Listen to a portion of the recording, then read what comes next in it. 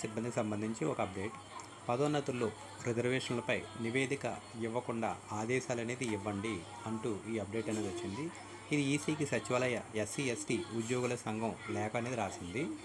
అమరావతిలో ముఖ్యంగా చూసుకున్నట్లయితే రాష్ట్ర సచివాలయంలో ఎస్సీ ఎస్టీ ఉద్యోగుల పదోన్నతుల్లో రిజర్వేషన్లపై వేసిన కమిటీ నివేదిక సమర్పించకుండా నిలుపుదలకు ఆదేశాలు ఇవ్వాలని కోరుతూ కేంద్ర ఎన్నికల సంఘానికి ఏపీ సచివాలయ ఎస్సీ ఎస్టీ ఉద్యోగులు ఎవరైతే ఉన్నారో ఈ యొక్క సంఘం లేఖ రాసింది. ఈ నివేదిక ఇవ్వడం ద్వారా ఎస్సీ ఎస్టీ ఇతర వర్గాల ఉద్యోగుల మధ్య చిచ్చు పెట్టాలని చూస్తున్నారని పేర్కొంది. ప్రభుత్వంలోని కొంతమంది ఉన్నతాధికారులు ఇతర కులాల ఉద్యోగులు ఎస్సీ ఎస్టీ ఉద్యోగుల మధ్య వైషమ్యాలు సృష్టించేందుకు ప్రయత్నిస్తున్నారని వారైతే వెల్లడించారు. ఇక పదోన్నతుల్లో ఎస్సీ ఎస్టీలకు రిజర్వేషన్ కోసం గతంలో ఉన్న అధికారులతో కమిటీ వేశారు.